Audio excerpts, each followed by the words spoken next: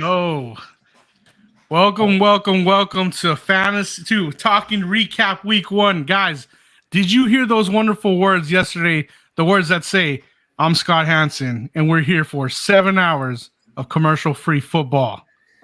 Hell yeah, I did, bro. That fucking red zone goes hard, bro. I love that shit. It was a hell of a week one. It has to be playing in the background. Has to be playing. Cheers to week one, boys. Cheers. Cheers. All right, so what do we got today? We're going to talk some recap. We're going to highlight a few games. We got 4 teams we want to highlight.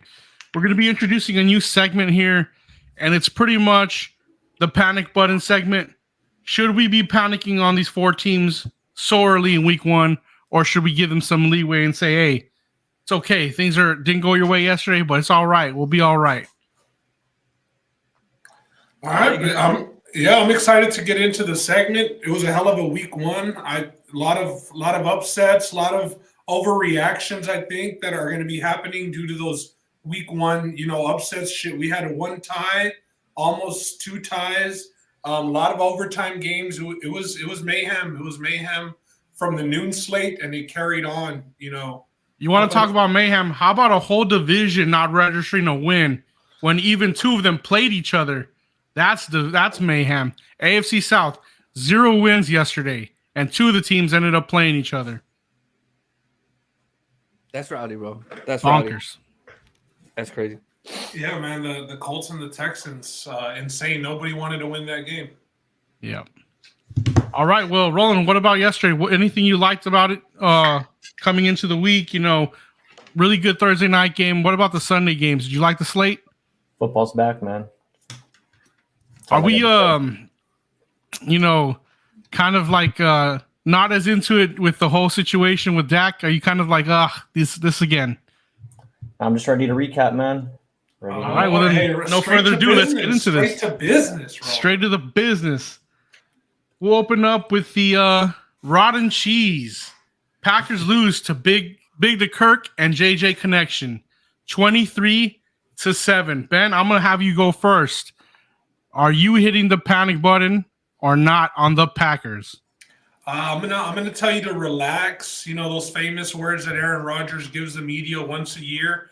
Definitely a bad showing for the first game. We expected some figuring out process with the lack of receivers. He does have old reliable Randall Cobb, but aside from that, it's a bunch of young cats and injured Alan Lazard. I think that the Packers are going to get it together. I'm not overreacting.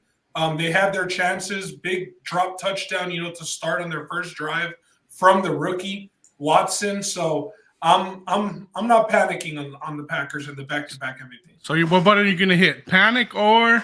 I'm Gucci. Yeah, Scoochie. Yeah, Scoochie. Ben says they're Gucci. Awesome, bro. Ron, what about you? Panic or Gucci? What button are we gonna hit today? Man, I'm just gonna make you hit the button right away. I'm Gucci. Yeah, Scoochie.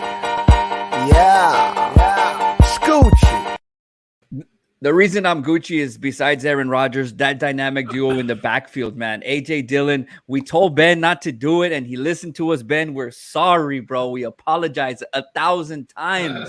He lost his fantasy matchup because on our show on Sunday, which thank you guys for watching, we told him to sit AJ Dillon for Pierce. AJ Dillon goes off, and that's why I'm not panicking on the Packers. Besides him having Mr. Discount double check, he only put up 3 points in fantasy, but that backfield is great. That backfield is nice. Both running backs went off. Minnesota does have a great team. The Packers were playing away, where I mentioned they were. Aaron Rodgers lost 10 games against Minnesota, which was the most. So let's not panic just yet. He's still Aaron Rodgers. That backfield is great. So I'm Gucci on the Packers right now. But props to Kirk. And I know Roland's definitely going to talk about him. But JJ, man, he went off for the Vikings. All right, Roland, what are we going to hit for you? Is it the panic time or is it Gucci? Oh, man, I think if you're Packers fans, you can't like what you saw on Sunday. I'm usually a more reserved person. I would say that I'm Gucci, and I really want to hear that drop again. Here it comes. Yeah, Scoochie. Yeah, Scoochie. Premature. But He yeah, said he wanted to hear the drop. I'm going to satisfy my boy. Wait, pause. There might have been a bit of sarcasm behind that, but I would say also that I am panicking on the Packers a little bit, just because you note their offensive line woes. They did not look good. They did not do a good job of protecting Aaron Rodgers for much of that game. There's a couple of questionable hits on Aaron Rodgers. Looked like he might have taken a good shot here and there. And then also, I mean, you talk about going into the game, how they were going to look without Devontae Adams. I think Devontae Adams, there's a stat that I saw. He had more receiving yards than most of the starting receivers for the Packers put together. If you put their starters together. So definitely they're missing Devontae Adams. I think that's obvious. AJ Dillon, Aaron Jones still there. The offense is going to run through those two guys. But as good as Aaron Rodgers is, he's always had a go-to guy. They don't have it this year. It's a little panicking. I think it's a little worrisome. Excuse me, that's the word that I'm looking for. If you don't have a go-to guy, I mean, Aaron Rodgers can't throw it to himself. I mean, people got all excited because Aaron Rodgers got a little tattoo and thought that he was going to take some more Percocets on the field and he was going to drug himself to another, NFC championship game. But after watching that game, and I watched most of it, I was not impressed with the Packers. Now, they could come together, put together a good showing from the offensive line, because I do think that has a lot to do with it. They're injured up front. So maybe once they get some of those guys back, they'll be better. But based on what I saw, I'm panicking. I do not think the NFC North is going to be so easy for them to win this year. I really think they might run through Minnesota.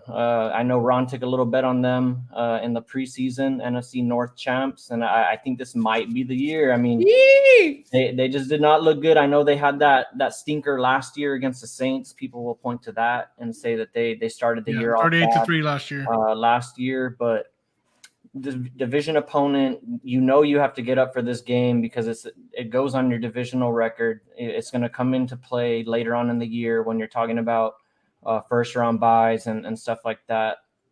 So I'm panicking if I'm the Packers because they did not look pretty. They don't have a go-to we got our first panic button. They don't have a go-to guy. And when you're throwing, and again, they're talented, but when you're throwing to guys like Watson, Dubes, Sammy Watkins, you're expecting those guys to put on for you and produce a 1,000-yard season. Not going to happen. Hit the button, Justin. Here you go.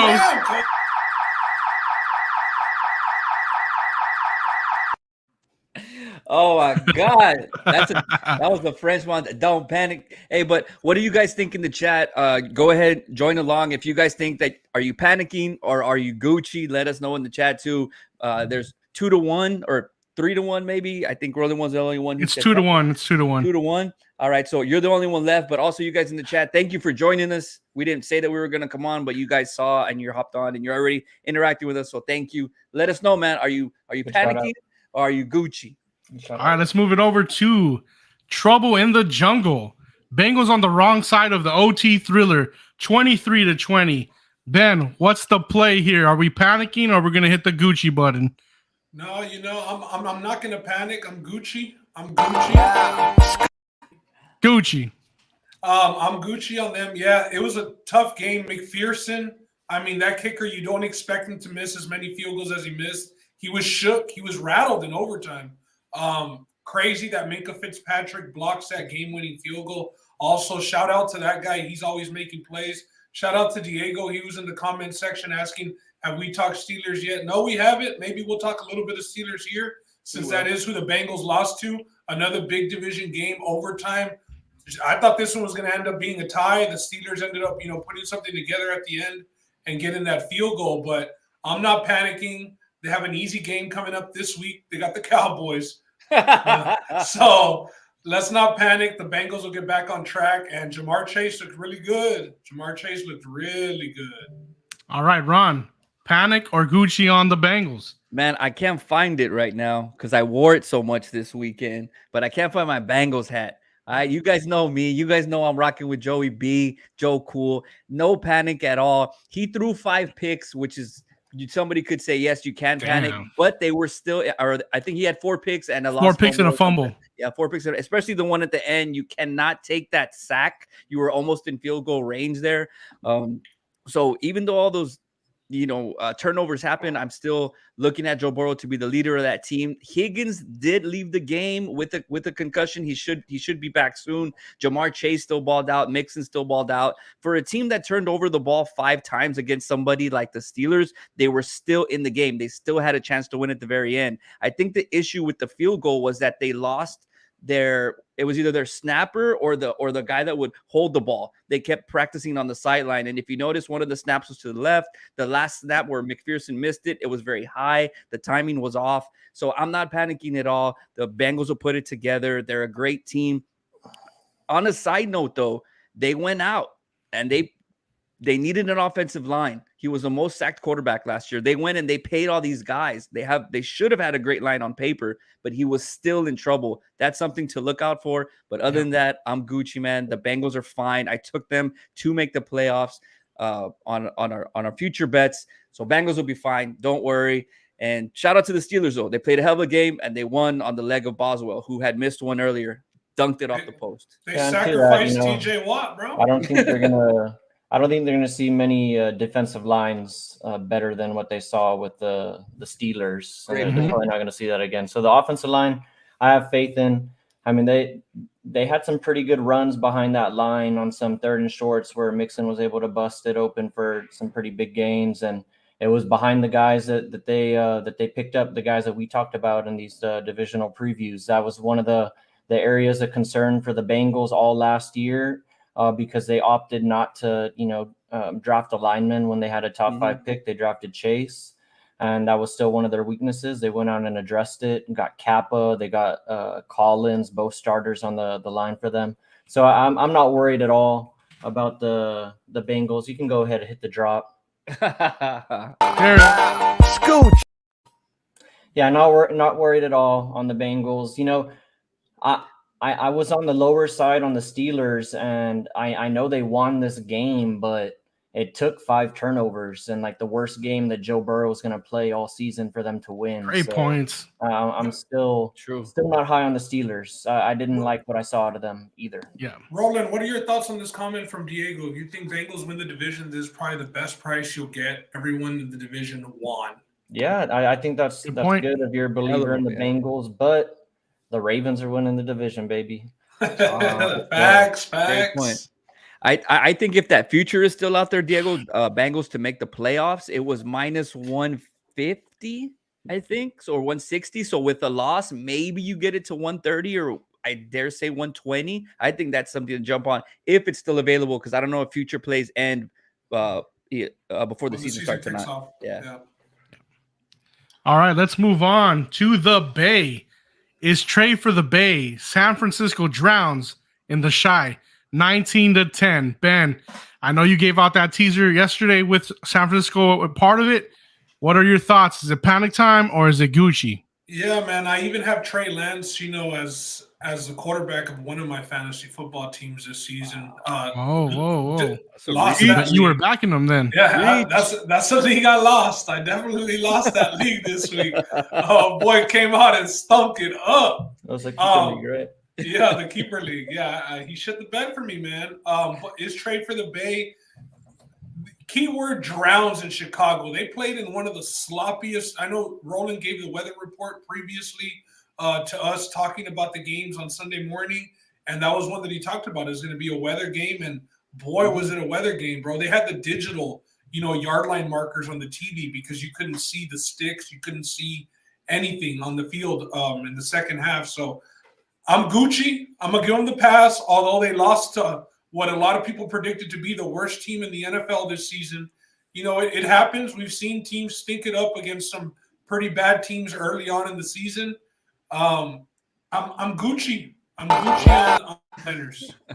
Killed a lot of people in Survivor this week too. Week 1, they killed a lot, huh? Yep. Damn. Ron, are we gonna panic in San Francisco or are they Gucci? You know why I think it's time to panic in San Francisco, bro? Because you should be panicking that your front office made this decision. This is just what happens, this is a consequence of you going away from a guy like Jimmy G, who's been Mr. Reliable, steady guy, doesn't get you far, but Game manager, but doesn't get you losses like this. You're up Yeah. 10-0 against a team like Chicago. 90% of the time, 95% of the time, Jimmy G's not going to lose that game for you. Lance tried to do a little bit too much. There was a play where he scrambled and then he threw a pick, and it was just, I mean, terrible, bro. And that's inexperience. That shows a guy who's not ready. If you can't beat the Chicago Bears, albeit it was at Soldier Field and the weather was terrible, when you have a 10-0 lead and a guy like Nick Bosa on the other side of the ball, you know, and we have to kind of rip the San Francisco defense as well, having a lead like that against the Bears and giving it up. There was a play where Field scrambled and there was a receiver wide open on the other side, and it was just a bad look. And I think it's just bad for the organization. So I would say there is a little bit of there is a little panic. You can go ahead and hit the panic. And that's where I'm at, man. Is Trey for the Bay? I don't think so, man. The only real Trey is Ice Trey in the ATL. All right. I like that. Roland. This one, Should San Fran be panicking? I'm a little iffy on this one. I'm a little bit on the fence just because they did play in a monsoon. I don't know really how much you can take away from that game. Honestly, I don't know what you could take away. They really couldn't pass the ball. I mean, good luck to anybody really trying to throw the ball in that weather. You saw the guys dropping the ball. They were running, and it was water splashing all around them. I mean, starting running back goes down. Yeah, it was not a good environment to play football. So I'm going to give them the pass. I'm going to say I'm okay with them this week. But, you know, one could say that the panic for the 49ers started during the preseason because we did get to see some tape on Trey Lance, and he didn't look very good in the preseason. And instead of going and trading Jimmy G or doing whatever they said they were going to do with him, they ended up keeping him. So I think that, I mean, could be the first sign of, hey, maybe we need to watch our backs here, because I was talking about it with Ben in one of our group chats that they have a Super Bowl roster. So they really have to make a decision whether they're going to start to panic or if they're going to say that they're really Gucci, because they have a Super Bowl roster. They're not one of these teams like the Bears that can afford to stink it up with Justin Fields for 17 games. Like Ron pointed out, they got Bosa on the other side of the field. They got guys like Kittle who didn't play. You got a good wide receiver core, good defense. I mean, they can't waste it. They're in their Super Bowl window. So it's weird. You guys probably know his name, Roland. I know you're really good at stuff like this, but they have is it number 7? He's like a DB or a corner, and they went out and got him from somewhere. He's supposed to be really good also.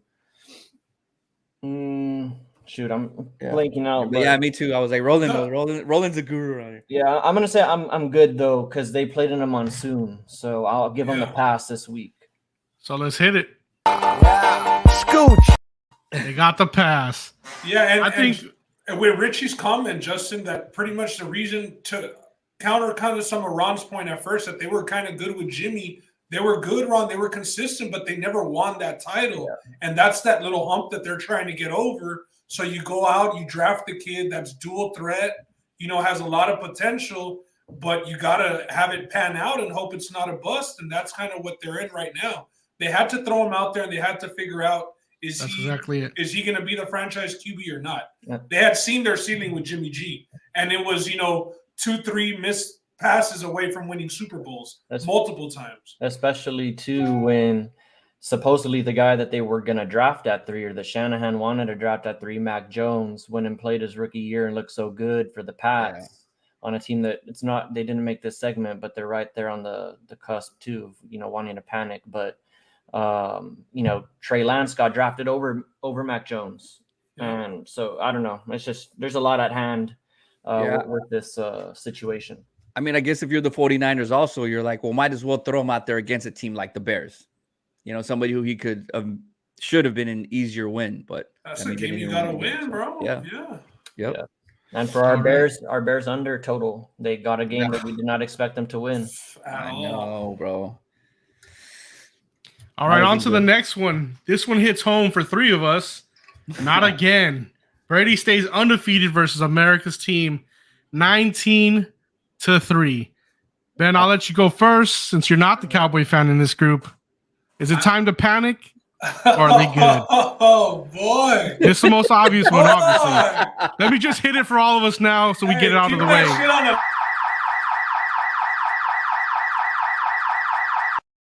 Get that out of the way. I was We're all gonna say, panic here. You can leave that on a loop, bro, because I think it's gonna be unanimous. I mean, yeah, you gotta panic, bro. You gotta panic, and if I think the panic is, are the Cowboys just gonna let Dak sit out, have him come back, and kind of throw away the season, or are they gonna go out and maybe make a move because the backups they got just aren't it?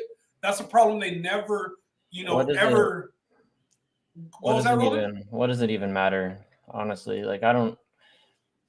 Jerry Jones doesn't like throwing seasons away, bro. He's out 6 weeks. What do you mean he doesn't like throwing seasons away? He's let it happen time and time again. Someone goes down and the season's washed. You said it. We don't like to have the backup. We let Andy Dalton go. We had Andy Dalton. And there's rumors he might be back. Not to say that he was going to be like the savior, but it's better than throwing out Cooper Rush. So it's whatever. Justin already hit it. It's a panic button. The season's already done. I'm already moved on to focusing on other things. I freed up a lot of my time. I don't have to worry about watching the Cowboys on Sunday. I'm good, man. Honestly, like that's the way that I thought about it. At least I already know what to expect. Like they already answered the question for me. They already answered it. I already know what to expect for the next couple of weeks. It's just a couple of L's. I'm chilling. I mean, at least. Colin, how early into yesterday's game did you already know what to expect? How long did it take you? First quarter? Yeah, it was the second quarter. And, I would even say before that too, man, was Dak was like 8 of 20 before he got hurt. I mean, it wasn't even the thumb injury or whatever that started causing him to make some bad throws. He was off way before that. So I'm frustrated because I'm a guy, I've backed up Dak a little bit, but time and time again, the guys just looked off sync, just never on sync with the rest of the team. Just always something's off, and we're always capping for him in different ways, saying, "Oh, Zeke is out. Oh, the offensive line is down. Oh, the receivers are down." There's plenty of quarterbacks who have won with less around the league, and there's plenty of teams. Like I look around the league. And of course, different game script, different game flow. It's not the same, but the Lions, man, the Lions put up 35 points, and the Cowboys put up 3. Like, I mean, we can't be more competitive than that. Like, and they have Jared Goff as their quarterback. Like, hey, I like some of these comments, man. Shit, as soon as we start talking Cowboys, it gets the people going. I mean, at the end of the day, there's a reason for that. There's two sides to the Cowboys, and there's two sides to Jerry Jones. Jerry Jones, the businessman, he might be untouched in the league. Everything he's done, buying the Cowboys for what, $100 million, turning them into $8 billion. You cannot touch Jerry on the business side. But this fool, as a GM, it's a no-go. And the Cowboys, as long as they don't have the worrisome of, hey, we're going to have to fire our GM this year, he's not cutting it. They don't have that option. There's no button for that for the Cowboys. And as long as that doesn't exist, we're going to be mediocre, man. We're going to be mediocre. Hey, this comment killed me right here. Shout out, Eddie. Let's go. Roland Towel has been thrown in the ring. Hey, after game 1, baby, I love it. It's like that one boxer who walks out to the ring, and then the bell rings, and he just gets out of the ring and walks back to the locker room. That fight happened last year. And hey, Ben, not even 24 hours. Bro, I love it. And again, this is just me being like a mad fan, of course, because I'm not questioning anybody's character or whatever. But I mean, Dak didn't even try to go back in the game. Like things were going bad. Like I'm just saying, like I'm just saying from the perspective of things were going so bad. He already knew what it was. He already knew. He's like, oh, tonight's a wrap. I'm out of here. Let me just go to the locker room, see what's up with the X-rays, and go out. I'm just saying, like, had he been playing a little bit better, I don't know if he would have stayed in, and then it would have been like a post-game reveal, like, oh, he has the injury, whatever, blah, blah, blah. But it's just bad vibes all around. I just did not like, and they were throwing stuff at him on the way out. I saw that. That was crazy from the fans. I heard. Go ahead, Ben. No, I was going to say the defense looked good. And I also just wanted to say, like, to the people in the comment section and to you also, it would be a complete surprise if they went out and got a quarterback a la Jimmy G or, somebody. You're just expecting maybe Dalton at best? Or what? The rumor as of today was going to be Dalton. I just don't see Jimmy G being available with what we've been talked about earlier. Trey Lance looking so bad. Why would San Francisco want to risk their backup? Why would they do something like that? Why would they? Yeah, they were doing it all summer, dog. Like, but they realized now they got him the extension. They said, you know what, we have to hedge our bet over here. What about Jimmy G being available? What about before he got hurt though? The Cowboys look like complete shit. Oh yeah, even with talentless on the receiver core. What's crazy is we forcing knew shit to CD, bro. Forcing shit. To yeah, CD. He had 12 targets, 2 catches, or something like that. I mean, he was forcing things. It was bad. The craziest thing is that we knew what the roster was last year, and we saw us just get rid of talent in places where you need talent. The extra receiver, Amari Cooper. Get rid of our offensive line to the Bengals or whoever we let go, La'el Collins. And then why did we even expect anything different with a less talented roster? It's insane. I just, like Richie said, inept front office, man. All right, man. I've been a Cowboy fan my whole entire life. I've had the Cowboy sheets, the Cowboy bed cushions, the sábanas. I mean, todo el pedo. The candles, los chones, everything, bro. And I will be till the day that I die. But Jesus Christ, if any of the games of any of the seasons has ever hit me the hardest, it was last night, bro. Because it just solidified for me that we're fucking trash, bro. It's trash. All right. Dak he's done. I'm done with Dak. I've been done with Jerry. The whole front office is, and I'm tired of it, bro, because it's year after year after year after year. It's just, and Roland said it best at the beginning. I don't even have to worry this year. I don't even have to worry about, oh shit, it's the last game of the year and we're playing the Eagles. And if we win, we go to the playoffs. You know, it's like we're out, we're done. But we're 6-11 this year. We're 5-12. We're maybe hunting for a possible tank season to go get a better quarterback. Oh, shit. It's all front office, bro. It's all front office because why? Why don't we have money? Why can't we go get anybody? Because here's Zeke, here's a bag. Here, Dak, here's a bag. And then Dak fucks up. Zeke's not the guy that he used to be. Pollard CD bag's coming next too. Pollard is great, but he can't block a damn lineman from high school. You know, all those freaking defensive ends getting to Dak. His pass protection is terrible. I mean, we have to rely on a guy like Dalton Schultz to get us catches, bro. I mean, come on. And then finally, after the dynasty years of, Deion Sanders and, Teague and Charles Haley and our great linebackers that we always had on our shutdown corners, we get a defensive again. Diggs is great last year. Micah Parsons comes in, he's a beast.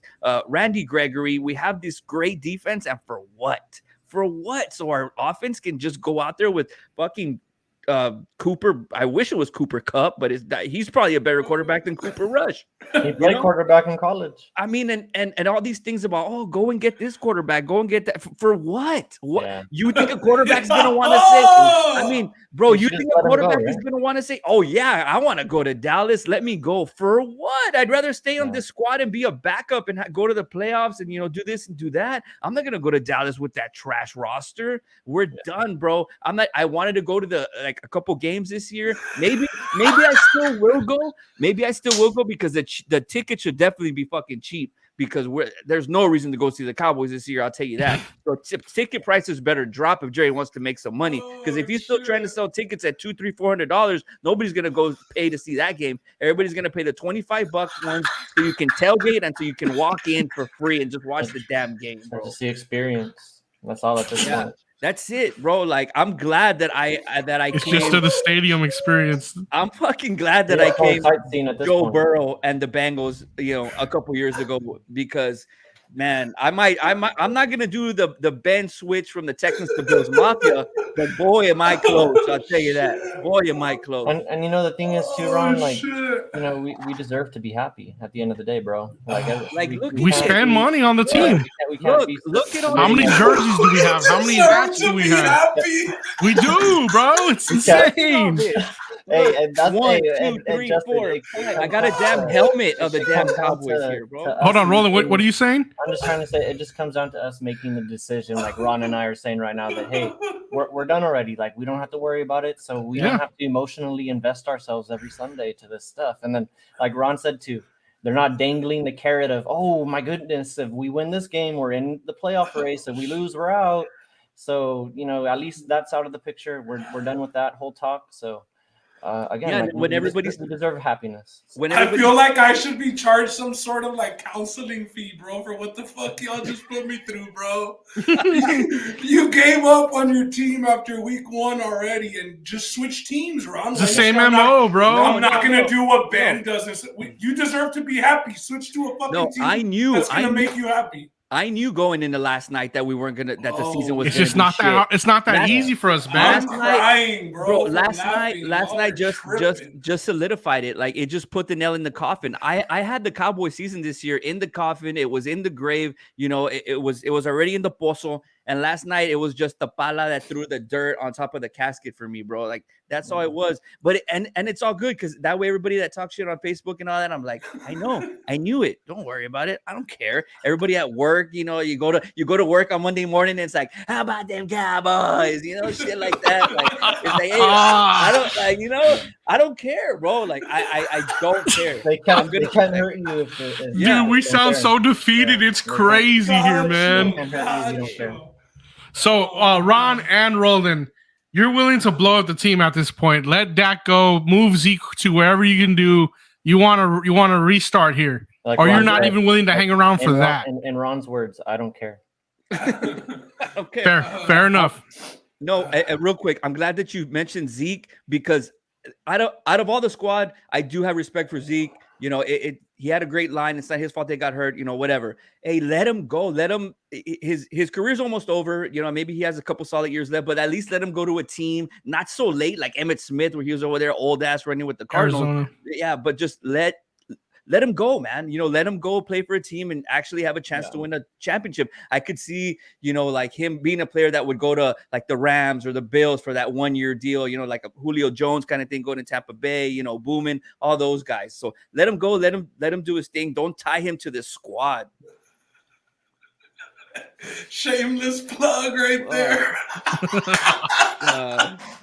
Dan, any last words on the Cowboys? Because man, you know what the vibes are over here. This shit was good, bro. That was a good segment, bro. We got another one though. You all killed it. Like I know. But you all just needed that to let was it out. the climax of the show, fellas. That So was, far, but yeah. probably will. But be, let's get off the Cowboys. Shout out their Yeah. defense, man. They played hard. We'll leave it. Let's say something good about the Cowboys as we leave Yeah. the segment. Micah Shout out Parsons. to is a Michael dog. Bald. Yeah, Micah Parsons look good. he's going for Lawrence that look sack good. record. So yeah, but let's get on. Let's get on with Well, let's go to the next one and let's lighten it up with the fantasy studs and duds. Yeah, here we go. This is all Ben and Roland right here. Yes, David sir. Boomer. Roland, lead us into this one, baby. Every year, like we said, we prepped you guys, and we're talking about hope, right? We're talking about hope. We're talking about potential. We're talking about what these guys can do. What's going to happen? Well, we got to find out what happens when you take it off paper and you put it on the field and they actually perform. And here we have some of the guys that we've chosen to highlight for fantasy studs and duds, guys who actually went out there, said and did what they said they were going to do, and guys who didn't come through and had some bad starts to the year. And we're going to maybe talk about whether we want to panic on some of these guys. So I'll just start it off real quick because this one's obvious. This guy is somebody that you drafted in the first round. So it's always good to see your first round pick come through and ball out and give you that week that could win you the game unless you get some zeros throughout the roster. But anyways, Justin Jefferson, about 40 points PPR wise. I think it was 39.6. He had 33 at half, 8 catches, 184 yards, and 2 touchdowns. Came through in every regard, got the catches, got the yardage, and he scored and hit pay dirt twice. It's all that you can ask for out of your number one pick. Definite stud, definitely on his way to being the wide receiver 1 for the year. It's going to be a battle between him and Cooper Kupp. But I like what Justin Jefferson did in week 1 to where I give him the edge so far. So love me some Justin Jefferson. Glad I got him on the team. Yeah. Ben, I think you were on Cordarrelle Patterson, right? Yeah, I like Cordell Patterson, but all those Cooper Cup records, they're about to be broken by Justin Jefferson this season. But yeah, give me a Cordell Patterson. Cordell Patterson was the guy that I drafted late in fantasy drafts, bro. You know, one of those running backs that you can kind of fill in with as an RB2. I left him on my bench, both teams that I have him in. And he ended up with 28, 22 fantasy points. Depends if you're playing full point PPR or not. But he had 22 carries for 120 yards, 3 receptions to go along with that. And he got in the end zone one time. So Cordell Patterson seems like he's kind of, you know, taking off from where he was last year. Last year, a lot of people, you know, hit gold with him late in drafts. This year, seems like he's going to be an RB2 guy. They also had their starter get hurt, you know, in the first game. The rookie didn't even dress out. So Cordell Patterson is going to be a guy that you're probably going to be able to slot as your RB2 and feel pretty comfortable with that. Am I wrong, or is he some kind of damn, I had the word right now, and I don't want to say the wrong word because I'm gonna talk shit. But like when you switch from a wide receiver to he's a dual threat. He gets the receiving and he gets the running back. But he used to be a receiver. Yes. Yeah, right. Yes. They converted him. There you go. Correct. Converted him to a running back, right? Okay. Yeah. Cordell Patterson's going to pay off this season, man. Man, and the crazy thing about Cordell Patterson is he looks like he's a natural running back, and he's a powerful runner. He bulldozes over some guys, and he embraces the contact. I know Deebo Samuel gets a lot of love, but Cordell Patterson, man, I'm here on the train with Ben. I think he's a guy. Carries, I think he's a bell cow type of guy. It's crazy saying this about a guy who's been a receiver much of his career, and a lot of the talk that I heard on Cordell Patterson prior to the year was people were scared of him because of his age. He was turning that 31, the age that people are afraid of for a lot of fantasy players. He was turning 31, but I think I might end up starting him over Dameon Pierce next week.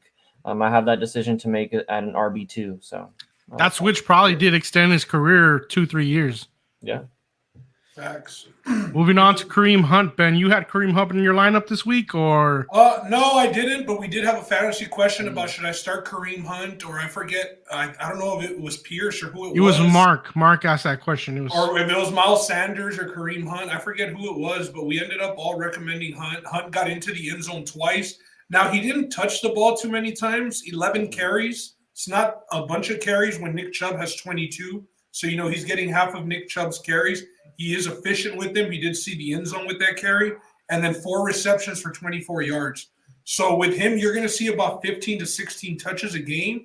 You just expect them to be like uber efficient with those touches because Chubb is in there wearing down the defense. And he's that change of place guy. It was Kareem over Landry. There we go. Yeah, Smart Chopper with the question Sunday morning. Landry didn't do too bad either himself, but Kareem Hunt was the better start. Landry ended up with 18 points off of no touchdown. So that was all just catches and a point. Monster. But the play script for them, the Saints were down all game, so they were throwing to come back, you know, for 3 quarters. So it was a lot of looks to him. Kareem Hunt, boys, do we feel comfortable with him as an RB2? Or does the 15 touches and being very touchdown dependent still keep you all weary of starting him? The reason that I would start him is because one thing that I did take away from Sunday is we mentioned this team earlier is Green Bay. Green Bay and Cleveland, we clearly see that the passing game is not there, but they have great 1-2 punch at running backs. Jones he didn't do as great as Dylan, but they were still getting targets. And Nick Chubb also in this game rushed for over 100 yards, I believe. Yep. So it's clear what Cleveland wants to do, and they want to run the ball a lot because their passing game isn't there. I mean, another guy from Dallas that we let go, Cooper, he's there, but with a quarterback like Brissett, he did also take a couple shots. I don't know how hurt he is, but the run game is definitely the clear focus offensively in Cleveland. And with these 2 guys, I think you have to start Hunt. RB2 for sure for me. Yeah, I like Hunt. Depending on your roster build, you might have the decision to start or sit him, but I think I'd start him in most cases. I don't see myself benching him in very many scenarios. Like Ron said, you see what the Browns want to do. Their 2 best players are their running backs. It's Kareem Hunt and Chubb, 2 best players on the team until Watson gets back.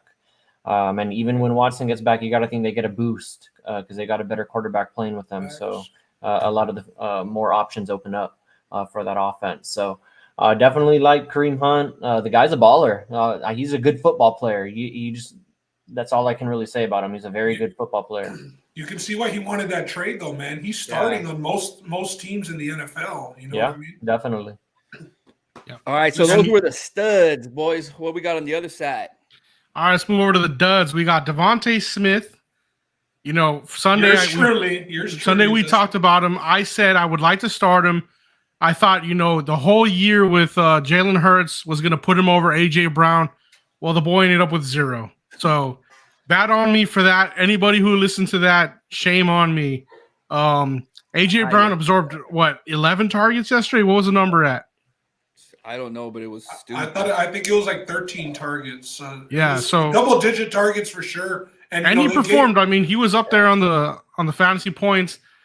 I'm just worried this is going to be the case for Devontae with AJ coming in and now being the wide receiver 1. We're going to see a drop in production where last year he was your wide receiver 1 and he was getting the majority of the targets. Yeah. So from this point on, we're going to have him with a dud on his list. Yeah, I agree, Justin, and I'd be a little bit worried about Devontae Smith just because you finally saw what happened when AJ Brown was on the field. There's a lot of talk about him absorbing targets, and Justin, you noted it. That's exactly what happened, and I'm not so confident that this Eagles offense is going to be one that can support 2 wide receivers that you're going to want to consider starters in fantasy football this year. It's probably going to end up being, like for most successful weeks, 1 receiver, the tight end, and Jalen Hurts. Those are going to be your fantasy guys. I don't see very many weeks where both AJ Brown and Devontae Smith are going to eat. So I'd be a little worried. Very good point. The thing that concerned me with Devontae Smith is obviously not getting targets, but the Eagles ran the ball out. I think 3 or 4 different running backs. Gainwell was in. Did Boston Scott get in? Boston Scott got one. So not that they're focused on the run, but it is a big part of their offense. So that's another element that will take, you know, touches away. And that's because they scored 38 points. So with 38 points on the board, you expect him to have at least a couple catches. So 38 points against the Lions and no points at all. A definite dud for Mr. Smith there. Go ahead, Ben. Well, I was gonna give my little 2 cents on Devontae Smith. I just think that he's not even a guy that you think about starting for the rest of the season. Like, it's as simple as Jalen Hurts is not going to support 2 wide receivers, bro. You're crossing your fingers that he can support 1. And, you know, thankfully it's a guy of A.J. Brown's caliber that is, you know, one of those elite guys. Because Hurts, 18 of 32, I mean, you know, a little bit over 50%, not the best, bro. He's not that quarterback. So, I would say drop his ass. Like, you just don't trying to trade him if someone likes him. Trade bait, because if Brown does go down, I mean, you're set. I don't know who the hell's going to be biting. Or you wait. You play the waiting game, and hopefully he pops these next 2 or 3 games, and you can trade him off of one of those games. But Justin, I'd be worried, man. I don't know how many lineups. I think I'll use him as a chess piece and just hope I'm going to win the lottery, like you said. He balloons 1 or 2 games, and we can move. Well, we can and we can segue into my dud, because we're talking about wide receiver 2s like Smith is. You know, definitely a dud last week, just like Mike Will was. But like I mentioned, hold on to him, because you never know. Because look at what happened with the Chargers. We have Keenan Allen going down with a hamstring. We don't know exactly how serious it is yet. Palmer did take some touches away, or some looks away from Mike Will. I think he had, I have it here. I think he had three fantasy points. Perhaps Mike Will, 2 catches. Yeah, 2 catches for 10 yards. That's it, man. Yeah. So Mike Will, another dud, somebody who Herbert does look for. Huge receiver, huge catch range. But with Keenan Allen out, he was a dud last week, but he's definitely somebody that you still want to roster, and he could potentially be a start. Yeah, I think he's got to be a start, and then he's got a quarterback like Justin Herbert who can support multiple receivers. That's a big difference. Yeah. And now he becomes the number 1. So Mike Will did have a bad week. Listen, they're playing the Chiefs this Thursday on Thursday Night Football. It's going to be a boat race. I wouldn't be surprised if he gets in the end zone once or twice. Yep. Shit, I'm praying that he does because he's the guy that I betted big on this offseason. I was big on him. I love the Chargers offense. That they're one of the offenses that can support multiple players fantasy wise with Justin Herbert at quarterback and the way that they call the game. And Mike Williams, I thought he was just going to take another step forward this year. So definitely disappointing to see the way that the game shook out. And it wasn't even like one of those things with CeeDee Lamb where he was hyper targeted. Mike Williams didn't register his second target until I think it was like the fourth quarter. So that was a little worrisome for me. I had to check. It was one of those games where I was like, shoot, is Mike Williams, did he get hurt? Yeah, that's what I thought too. I was going through Twitter, looking through everything that I could find to see if Mike Williams went down. Check the box score, and he only has one target the whole game. And then, of course, he gets a catch here.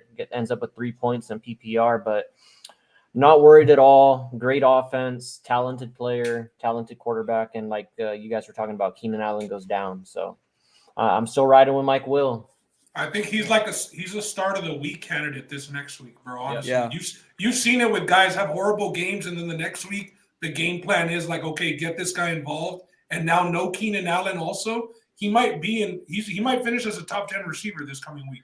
Yeah, and then my bad. When I meant potential start, I meant potential wide receiver 1 start. Yeah, you could go from a dud to a potential wide receiver 1 start. Facts. Yeah, and Justin, anything on Mike Will from you?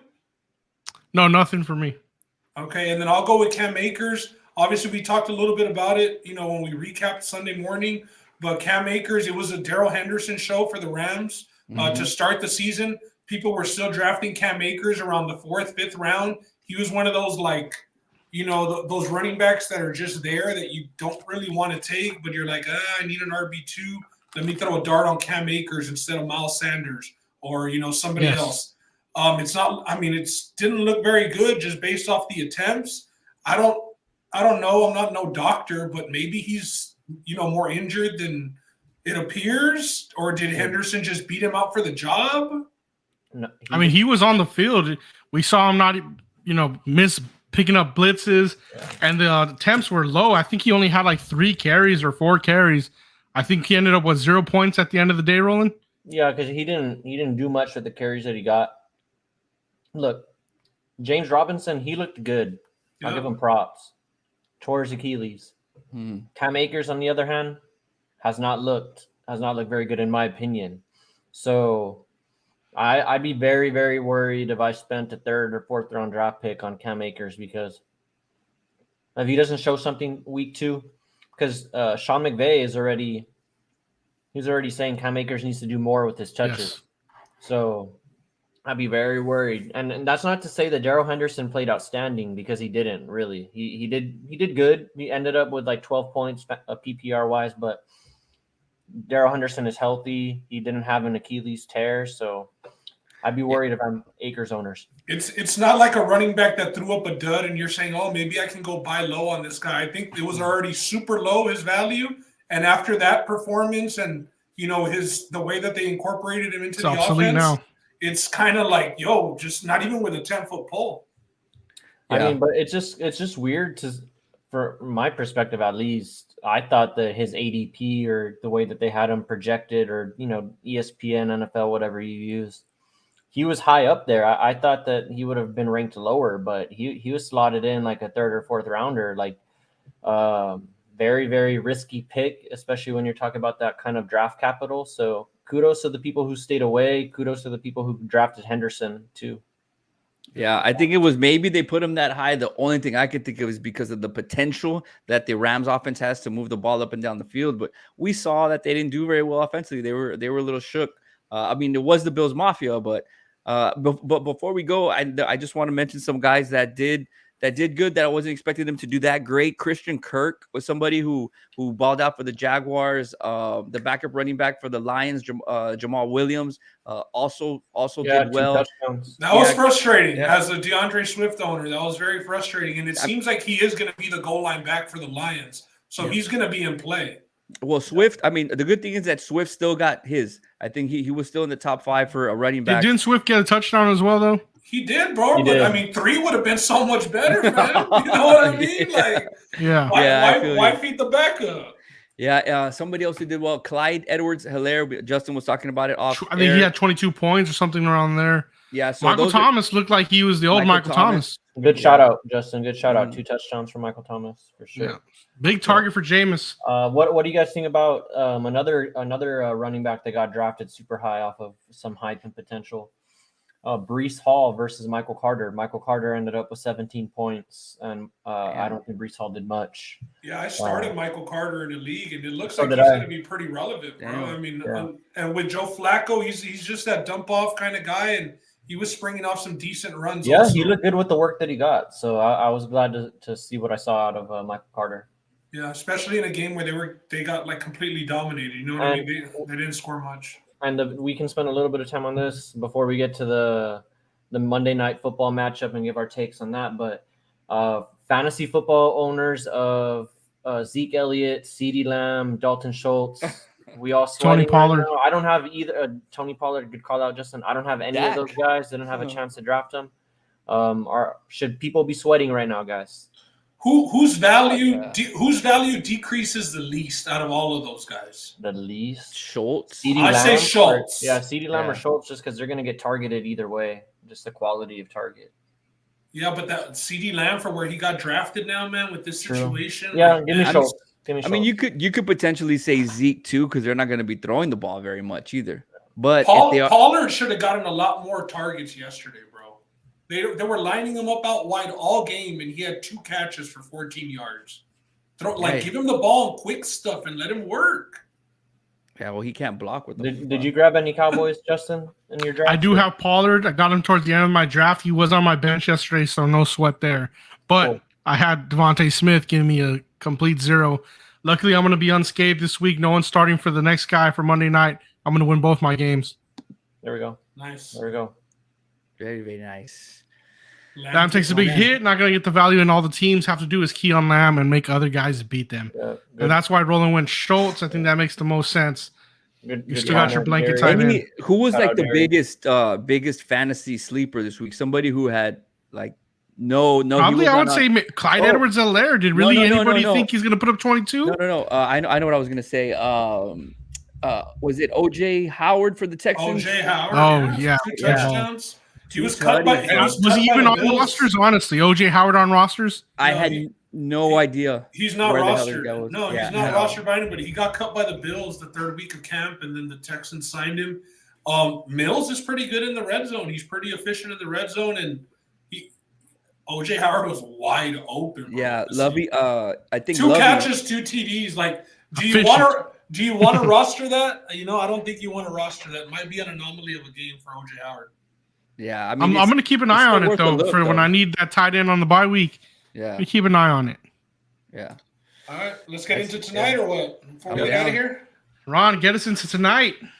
Shit, well, you know what it is. Broncos and Seahawks Monday Night Football. It's going down at the home of the 12th man. You have Russell Wilson, the big headline, the big story, going back to Seattle, going against his I would say his papi, but I think Russell Wilson kind of wore most of the pants whenever they were in Seattle. We have the spread coming in at 6 over under 44. I'll give my take real quick. I am slamming this. Russell Wilson is gonna cook. His wide receivers are crazy good. His running backs are solid. Seattle is, I would say, the worst team in the NFL, but we saw the Bears win and we saw the Cowboys put on an absolute trash of a performance. So I'm not going to say they're the worst because of the Cowboys performance, but I'm definitely riding the -6 on the Broncos tonight. Pon la casa, bro, because they're going to win at least 6 wins. So Ron, if they don't win, are you coming back online after the game to apologize to the people? No, bro, because it's gonna hit. It's a guarantee. It's gonna hit. Yeah. If not, a double result is another bet that I kind of like. It's probably -130. Your first half spread's probably 3, I would say 2.5 to 3.5. So that might be another look too. I did see a prop for Russell Wilson completions over 22. He'll be slinging the rock tonight against the Seattle defense that's supposed to be really, really, really bad. Yeah, I know his TD prop has caught a lot of juice. It's over 1.5. I think I saw it's like -200. So we got Sutton or Judy. Hopefully, some of those go to those guys. I'm probably staying away from the spread here. I got it teased with the under. Me and Ben have a little pal bet on the teaser there, but I'm just looking at this game fantasy wise. I'm a Javonte Williams owner, and I got some Sutton, so just looking forward to seeing Russ's return. And I want to see exactly how bad the Seahawks are going to be this year. And Jerry, to answer your question before I'm done with my take, give me Sutton. Sutton first touchdown. That is another bet that I have here. I have Sutton to score the first touchdown. I'm gonna go the other way there tonight, Jerry. I'm gonna go with Judy. I think his number was sitting around 60 receiving yards.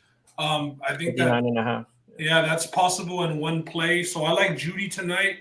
I don't think that the Seahawks are going to be able to get up and down the field much. I think under 44, we know the primetime games usually stay a little low scoring. First the half. Cowboys and Patriots yesterday, prime example.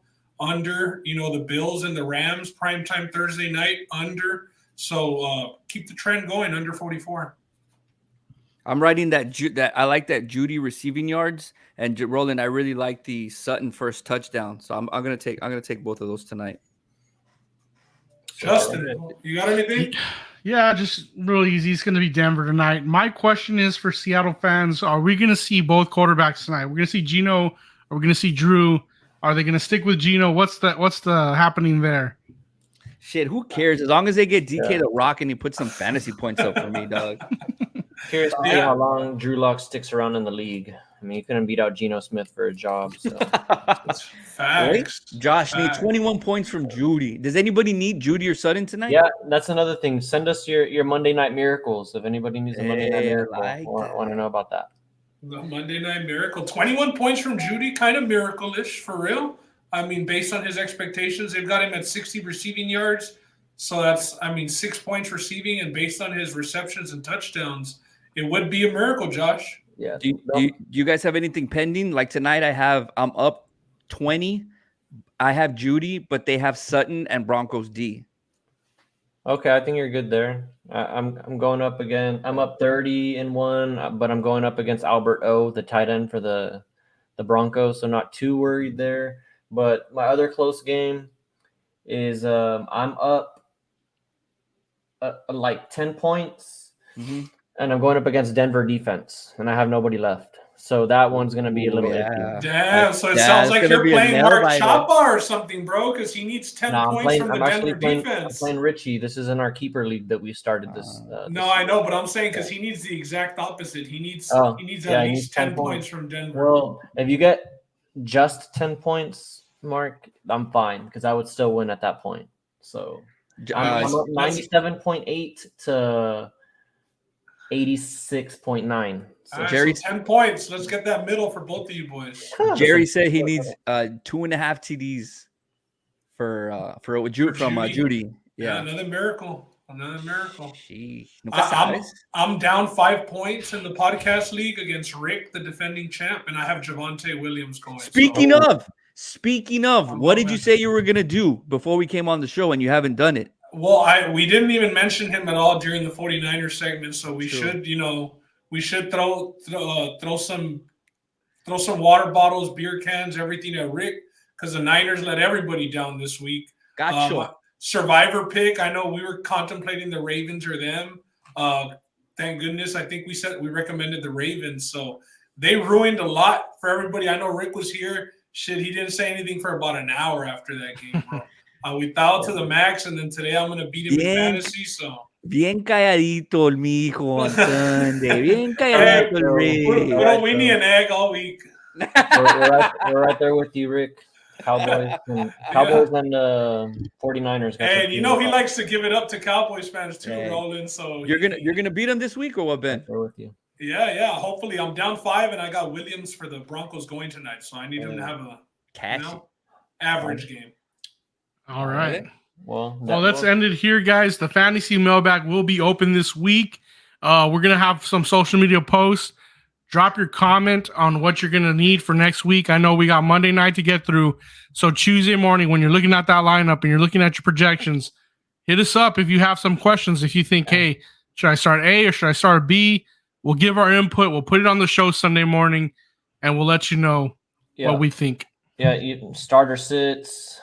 Should I cut this guy? Should I pick up somebody? Anything at all? Fantasy mailbag for sure. Yeah, the easiest way you guys can do it is either on Instagram or on Facebook. Just put it out there. Put it in like a comment, or if not, tag us if it Instagram. But just so we can see it, and you can get other people talking about it too. Not just us. Maybe somebody's in the same position that you are. So just really big on social media. Put it out there so we can see it, and so we can see it early, and that way we can cover it on the show. Because if we get too many, I mean, we're not gonna be able to cover them all. So the earlier that you get it, we'll get it on the show Sunday. Yeah, instead of doing it on the fly Sunday morning in the comments section, get them in early. I know last year they were putting the tweets up, the questions up. Yeah, last year we had to go into Twitter. So if you have any fantasy mailbag, get them in. Yep, and just hashtag it WTBS fantasy mailbag. Or we'll make a post on Twitter, and you just comment in the thread, and we'll pick it up from there as well. We'll do that just like we did, and look for us on Mondays. If you guys like this, we're going to be coming to you guys with a recap show. Like Justin said, we're going to be trying to do this every Monday, recap the Sunday talk. That way we don't go through it next Sunday, the following Sunday, recap the games, talk about what happened, and give you guys our insights of fantasy and, what happened in the slate. So hopefully you guys like this and want to keep on doing the recap shows for you guys. Yep. So we got 15 minutes till game time. Tell us what we have coming up for the rest of the week, Justin, before we bounce, because there's college. So tomorrow, me and Ron, probably Ben too, will be on the top 10 college football, where we focus on the top 5 who have a real shot at making the college football playoff. Me and Ben should come up with maybe a recap of what happened with UFC. We didn't have a tap hour this week because of the shuffling of the fights, but nonetheless, we have the results and we want to talk about them. So this week we'll give you that as well. Roland, is there anything else on Thursday, or was it till next Sunday after this for you? I mean, if we do the Thursday show, maybe, but if not, just the Sunday show. But yeah, sounds good. Sunday 10 a.m. guys. Yeah, Sunday 10 a.m. for sure. We're definitely there with everybody. Sunday 10 a.m. baby. But that's it. Hell of a show. Thanks for everybody who was watching and who was commenting. Laters.